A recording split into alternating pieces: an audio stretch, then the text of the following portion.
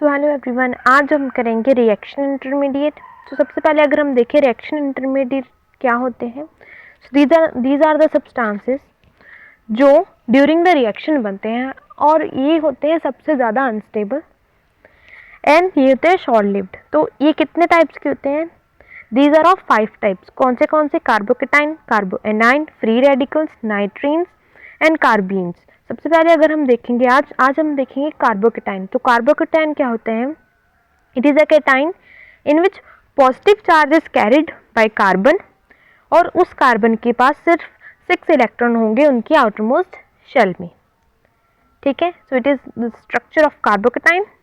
Then ये होते हैं हाईली रिएक्टिव स्पीशीज क्योंकि इनके पास टेंडेंसी होती है कि वो अपनी ऑक्टेट को कंप्लीट कर पाएँ। देन अगर हम देखें फॉर्मेशन, तो फॉर्मेशन ऑफ कार्बोकेटाइन में 4 मेथड आते हैं। सबसे पहले है हमारे पास डायरेक्ट आयोनाइजेशन। तो इसमें क्या होगा, हमारे पास हमने एक ले लिया जैसे कि टर्शरी ब्यूटाइल क्लोराइड, ठीक है, इसके साथ लगा होता है लीविंग ग्रुप जैसे कि हैलाइड हो गया, सल्फोनेट हो गया, वो क्या कर देगा, वहाँ से ब्रेक हो जाएगा, वो लीव कर देगा और हमारे पास क्या बन जाएगा, केटाइन। तो ठीक है, यहाँ पर हमारे पास क्या है, यहाँ पर हमारे पास क्लोरीन वो ब्रेक कर गए और हमारे पास बन गया टर्शरी ब्यूटाइल केटाइन। देन हमारे पास आ जाती है प्रोटोनेशन ऑफ अनसैचुरेटेड कंपाउंड्स। ठीक है, तो इसमें क्या होगा, हमारे पास जो एल्कीन्स एंड एल्काइंस है, ठीक है, वो कार्बोकेटाइन बना देंगे विद प्रोटोनेशन। तो यहाँ पर क्या है, C डबल बॉन्ड O और हमारे पास है एक प्रोटोन। ठीक है, प्रोटोन यहाँ पर ऑक्सीजन के साथ अटैच हो जाएगा और क्या बन जाएगा हमारे पास, कार्बोकेटाइन। देन थर्ड है हमारा from compounds containing an item with lone pair. देखो लोन पेयर कंटेनिंग आइटम जैसे कि ऑक्सीजन है, नाइट्रोजन है, सल्फर है, वो कर देंगे अपने इलेक्ट्रॉन डोनेट और वहाँ से हमारे पास क्या बन जाएगा, कार्बोकेटाइन। तो इसमें क्या है, हमारे पास प्राइमरी अमीन है, प्राइमरी अमीन से हमारे पास क्या बना, डाईएज़ोनियम सॉल्ट, जिसके बाद हमारे पास बन जाएगा कार्बोकेटाइन और वाटर बाहर चला जाएगा। देन फोर्थ है हमारे पास डीकॉम्पोजिशन ऑफ डाईएज़ोनियम सॉल्ट। यहाँ पर है हमारे पास एराइल डाईएज़ोनियम सॉल्ट जो कि डिकम्पोज हो जाएगा थर्मली, फोटोकेमिकली और नाइट्रोजन गैस रिलीज हो जाएगी जिससे हमारे पास बन जाएगा एराइल कार्बोकेटाइन। ठीक है, जैसे कि एग्जांपल में हमारे पास है primary amine that is RNS2। ठीक है, हमने यहाँ पर ऐड किया HNO2। ठीक है, क्या बन जाएगा हमारे पास, डाईएज़ोनियम सॉल्ट। ठीक है, वहाँ पर से N2 बाहर निकल जाएगा गैस, ठीक है, नाइट्रोजन गैस बाहर निकल जाएगी और क्या बन गया हमारे पास, कार्बोकेटाइन। देन अगर हम देखें स्ट्रक्चर ऑफ कार्बोकेटाइन, तो स्ट्रक्चर ऑफ कार्बोकेटाइन में हमारे पास है कि these are positively charged carbon, ठीक है, जिसके पास 6 सेट्स होते हैं इलेक्ट्रॉन्स के, जिसकी वजह से ये होते हैं इलेक्ट्रॉन डेफिशिएंट। तो इनकी स्ट्रक्चर डिपेंड करती है हाइब्रिडाइजेशन एंड स्टेबिलिटी पर। अगर हम देखें इनके स्ट्रक्चर को, तो ये होते हैं पॉजिटिवली चार्ज, जिनकी हाइब्रिडाइजेशन कैसी होती है, sp2। ये होते हैं ट्राइगोनल प्लेनर ज्योमेट्री वाले जिनका एंगल होता है 120। ठीक है, इसके पास होते हैं एम्प्टी पी ऑर्बिटल जो कि एक परपेंडिकुलर प्लेन फॉर्म बनाते हैं और 3 बॉन्डेड एटम होते हैं इसके पास। देन हमारे पास आते हैं टाइप्स ऑफ कार्बोकेटाइन और उनकी स्ट्रक्चर कैसी है। ठीक है, सो देखो टाइप्स ऑफ कार्बोकेटाइन के हमारे पास 4 टाइप्स होते हैं। ठीक है, सबसे पहले है हमारे पास मिथाइल कार्बोकेटाइन। तो ये इसकी स्ट्रक्चर अगर हम देखें तो इसकी स्ट्रक्चर होती है ट्राइगोनल प्लेनर। ठीक है, तो ये होते हैं लीस्ट स्टेबल क्योंकि इनके पास होता है एल्काइल ग्रुप। ठीक है, इनके पास कोई एल्काइल ग्रुप नहीं होता, तो ये होते हैं लीस्ट स्टेबल। ठीक है, तो यहाँ पर से हमें क्या पता लग गया कि जिसके पास सबसे ज़्यादा एल्काइल ग्रुप होंगे दैट इज R ग्रुप, जिनके पास सबसे ज़्यादा R ग्रुप होंगे वो सबसे ज़्यादा स्टेबल होंगे। ठीक है, तो सेकेंड है हमारे पास प्राइमरी कार्बोकेटाइन। प्राइमरी कार्बोकेटाइन के पास एक एल्काइल ग्रुप होता है, तो वो जो मिथाइल कार्बोकेटाइन से थोड़े से ज़्यादा स्टेबल होंगे। ठीक है, और इनकी स्ट्रक्चर कैसे होती है, ये होते हैं ट्राइगोनल प्लेनर। ठीक है, देन हमारे पास है सेकेंडरी कार्बोकेटाइन। सेकेंडरी कार्बोकेटाइन के पास 2 एल्काइल ग्रुप लगे होते हैं। ठीक है, इसकी वजह से ये मिथाइल एंड प्राइमरी कार्बोकेटाइन से थोड़े से ज़्यादा स्टेबल होंगी। ठीक है, ये और क्या क्या रीजन है इनका स्टेबिलिटी का? Inductive effect and hyperconjugation show करते हैं ये। देन है हमारे पास fourth type, that is tertiary carbocation. Tertiary carbocation के स्ट्रक्चर होती है ट्राइगोनल प्लेनर एंड ये मोस्ट स्टेबल होते हैं क्योंकि इनके पास inductive effect and hyperconjugation effect दोनों ही होते हैं, और एल्काइल ग्रुप पे सबसे ज़्यादा होंगे तो सबसे ज़्यादा स्टेबल ये होंगे। देन अगर हम देखें रिलेटिव स्टेबिलिटी ऑफ कार्बोकेटाइन, तो देखो रिलेटिव स्टेबिलिटी की अगर हम बात करें तो इनकी स्टेबिलिटी काफ़ी सारे फैक्टर्स पर डिपेंड करती हैं, जैसे कि हमारे पास है inductive effect, hyper conjugation, resonance, ring strain. ठीक है, तो इनकी अगर हम स्टेबिलिटी के ट्रेंड को देखें तो सबसे ज़्यादा स्टेबल होगा tertiary, then secondary, then primary, then methyl.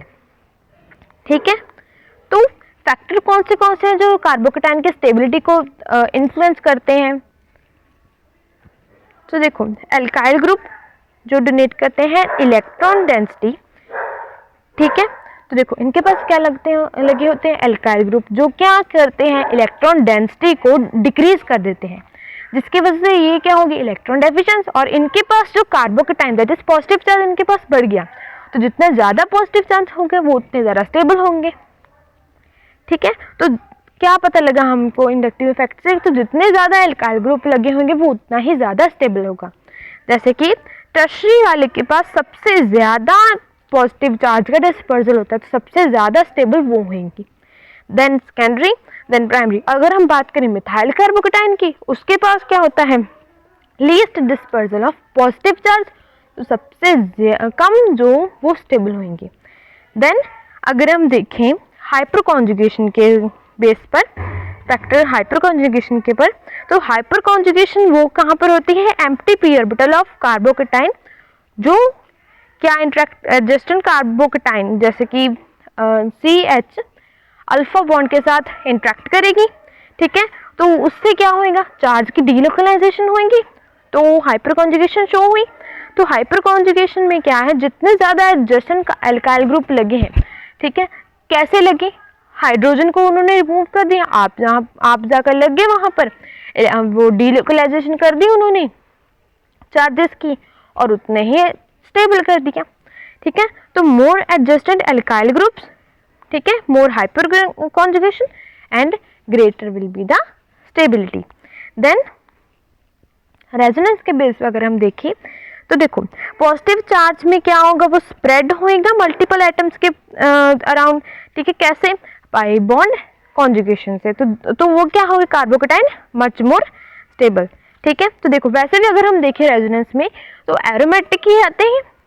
ठीक है, कंपाउंड, तो जितने ज़्यादा एरोमेटिक कंपाउंड लगे होंगे, ठीक है, उतने ही ज़्यादा वो रेजोनेंस शो करेंगे। तो वैसे कहते हैं कि जो सबसे ज़्यादा स्टेबल, इवन टर्शियरी वालों से भी ज़्यादा स्टेबल एरोमेटिक वाले होते हैं क्योंकि वो रेजोनेंस शो करते हैं।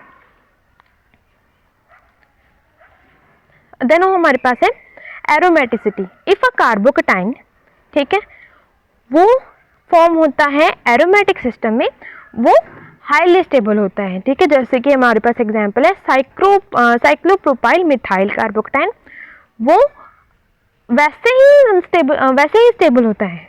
ठीक है, क्योंकि उनके पास जो एडजस्टेंट पी ऑर्बिटल है उनकी इंट्रैक्शन हुई होती है। ठीक है, देन फिफ्थ हमारे पास है ring strain and bridge head carbocation.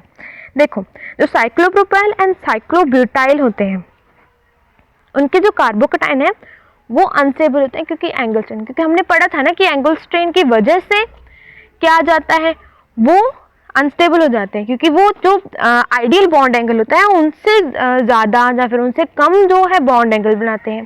ठीक है, तो उसकी वजह से क्या आ जाता है स्ट्रेन हो जाता है। ठीक है, तो वो अनस्टेबल हो जाएंगे। देन अगर हम देखें ब्रिज हेड कार्बोकेटाइन, वो हाईली अनस्टेबल होते हैं क्योंकि वो प्लेन ज्योमेट्री एक्वायर कर ही नहीं पाते। ठीक है, वैसे तो 120 डिग्री का एंगल होता है उनका। ठीक है, जब वो उनकी ज्योमेट्री डेप्थ नहीं कर पा रहे तो वो क्या हो जाएंगे अनस्टेबल हो जाएंगे। ओके, तो हम देखते हैं नेक्स्ट कंपैरेटिव स्टेबिलिटी ऑर्डर। सबसे पहले अगर हम बात करें, सबसे पहले आ जाते हैं सिंपल एल्काइल कार्बोकेटाइन। ठीक है, टर्शियरी वाले सबसे ज़्यादा, then secondary, then primary, then methyl. क्यों? Because of the alkyl group वो अटैच है, ठीक है, इंडक्टिव इफेक्ट शो करेंगे, हाइपर कॉन्जुगेशन है, रेजोनेंस है, ठीक है। देन रेजोनेंस स्टेबलाइज्ड कार्बोकेटाइन, ठीक है, सबसे ज्यादा रेजोनेंस में क्या आ जाते हैं, एरोमेटिक वाले, सबसे ज्यादा कौन से होंगे, जो एरोमेटिक वाले शो करेंगे, ठीक है, जैसे कि हमारे पास है बेंजाइलिक, एलाइलिक, ठीक है, ये होते हैं कौन से, एरोमेटिक, सबसे ज्यादा वो होंगे, रेजोनेंस शो कर रहे हैं। Then tertiary, then secondary, then primary and then methyl. Special cases में कौन से आ जाते हैं हमारे पास, जैसे कि साइक्लोप्रोपाइल, मिथाइल कार्बोकेटाइन सबसे ज्यादा स्टेबल होंगे। देन अदर वंस, क्योंकि वो एक्सपेक्टेड है कि वो ज्यादा डीलोकलाइजेशन दिखा रहे हैं, ठीक है। देखो ब्रिजहाइड कार्बोकेटाइन में जैसे कि हमारे पास है नोरबोराइलिन, जो कि सबसे कम स्टेबल है, क्योंकि उसके पास जो क्या है, ज्योमेट्रिक रिस्ट्रिक्शंस है, ठीक है, 120 डिग्री का एंगल वो फॉलो नहीं कर पा रहे, सबसे ज्यादा अनस्टेबल वही होंगी, ठीक है।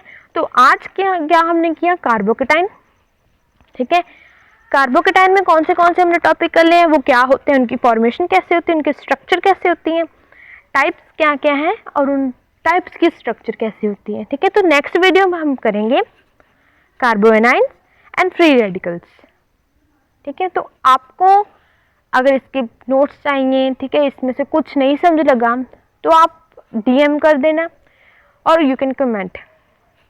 Thank you so much, keep learning, keep studying, thank you for the watching.